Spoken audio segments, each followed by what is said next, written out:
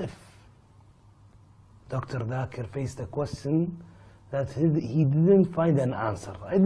I never saw you not having the right answer, or you didn't face difficult answering, let's say. What if one day you didn't have the answer? Would you say لا أدري? The first point to be noted is that never judge Islam by looking at Dr. ذاكر. I always said my answer that if you want to judge Islam, look at the Quran and the Sahih Hadith. And the example I always give, that if you want to judge how good the latest Mercedes car, that is SES 600 2017, how good is it? And if you put behind the steering wheel a person who doesn't know how to drive, and he has accident and he bangs up the car, who will you blame? The car or the driver? But naturally the driver. Yes. If you really want to know how good the car is, you have to look at the specification, at what are the safety measures, what is the pickup, what is the gear ratio, whether it has an anti-braking lock system, and so on and so forth. And if you really want to test drive the car, put behind the steering wheel a person who is an expert in driving. Similarly, if you want to judge Islam, look at the Quran, the Sahih Hadith, and the best exemplary Muslim is Prophet Muhammad. As far as the question is concerned that what will happen if I don't know the answer. Yes. Point to be noted that if you know Ahmad bin Hanbal, may Allah have mercy on him, he was a great scholar, he was a great imam. When about more than 40 questions were asked to him, he did not reply to most of them, only 2. And he said, this is what. So, what you have to realize, that if a person doesn't know the answer, that does not mean he's a scholar. The more you know, the more you realize you don't know. But you have to realize the difference between a faqih, or a person who gives fatwa, and a da'i. The difference is that a person who is asked a fatwa, he has to really give the answer in black and white. We as a da'i, when I give a lecture on Quran and modern science, for example, I study all the verses of the Quran dealing with science, I do my research, and I have a list of maybe 200 questions that can be asked on it. I'm prepared. I know my portion. So when about 20 questions are asked, 19 are already from my list. So that's the reason you see me giving references. I'm not Hafiz al-Quran. I do my homework. There are questions which are asked the first time in my life. For example, the question on Iqra. Yes. And I didn't know the answer, but Allah helped me. So many. If not, let's say if you didn't have it. Yes, I'll come to it. Good. I'll come to it. So number one is I do my homework. You don't like interrupting. No problem. This is what you do when people ask you. But now I'm not in another debate. I can ask whenever I want. I'll come to it. The thing is that because my homework is done, normally because I've seen most of the most common questions that can come from the Quran, Hadith. If I'm giving a talk on women's rights in Islam, I do research on women, all the verses I try and do my homework. Yet there have to be questions which are not known. Out of those questions which are not known, Alhamdulillah, most of the time Allah helps. There are certain questions that I've answered maybe 100 times, and no one has counter-questioned.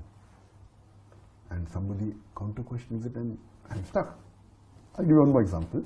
Always give the famous answer if you know the answer, which of course you'll be knowing, about the hijab. The two twin sisters are equally beautiful. One is wearing the Islamic hijab, the other the Western clothes, and they're walking down the streets. Who will a hooligan tease? A person wearing short skirt or a low neck? The answer is but natural person wearing the Western clothes. Now one lady in Dubai said, the man will tease the one wearing the hijab. And I said, why? Because you would like to see what is inside behind. And my daughter in the audience said, Khalas, now Abba is stuck. And no one. So there's one logic that is there. Many a times you agree with your opponent and use their force to put them down. It's one of the logics of Taekwondo, Karate, martial arts. So I told sister, I don't agree with you. But if I agree with your argument that the person would tease the girl wearing clothes because you like to know what's behind the clothes, then why are you wearing clothes? Why don't you take out your clothes? And she was shocked. I said, actually, you're only saying something which you don't believe in. If you believed in that, then why are you wearing clothes? You should walk without clothes. So sometimes we have to use mantiq and logic. Now coming to your question that, what if Dr. Zakir Naik doesn't know? As I told you, as a da'i, because with the homework we know most of it, many times Allah helps, and many a times we try, even though many a times I may know that the answer is not 100%, I try and give a close answer. But that happens rarely, rarely. Close answer so that the people on the opposite side, that I'm Dai, I'm not giving a fatwa on Islam.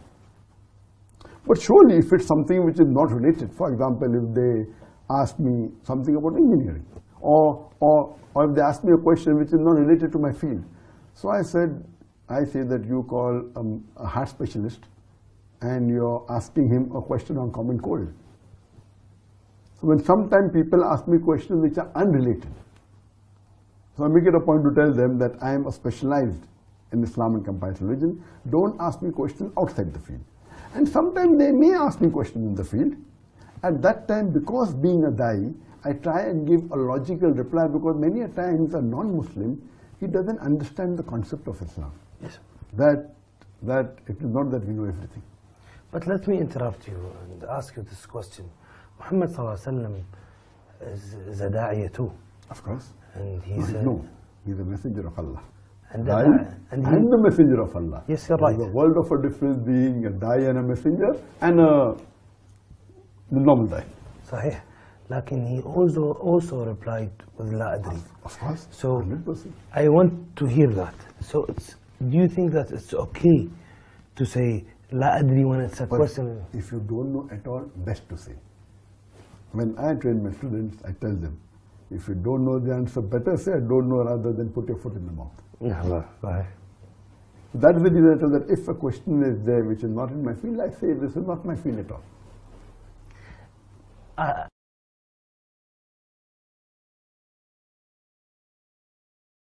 Assalamu alaikum wa rahmatullahi wa barakatuh. I did my education at a Christian missionary convent school, and alhamdulillah, by Allah's grace, I was always amongst the toppers in the studies. But as far as speaking is concerned, I was a stammerer. I used to stutter in life. If anyone asked me what is your name, I used to say my name is ذاكر. Now the person who changed my life or the direction of life was Sheikh Ahmed Deedat. He was a Muslim scholar of the Christian Bible, and he was a specialist in comparative religion. He changed me from a doctor of a body to a doctor of a soul.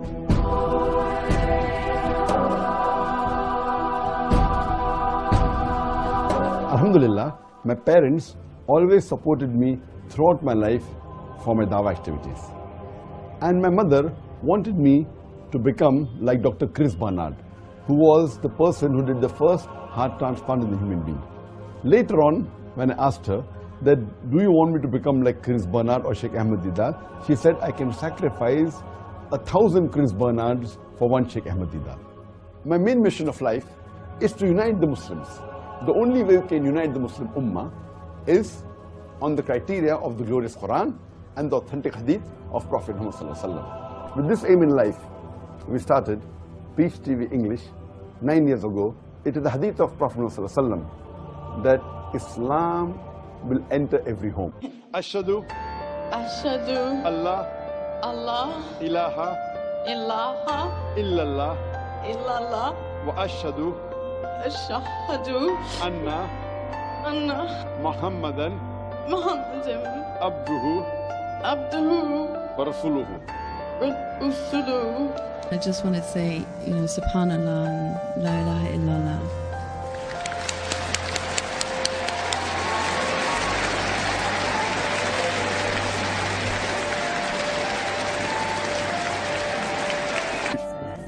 So would you like to become a Muslim? Yes. Ashhadu Allah ilaha illallah wa ashhadu anna Muhammadan abduhu wa rasuluhu. MashaAllah, we are Muslim.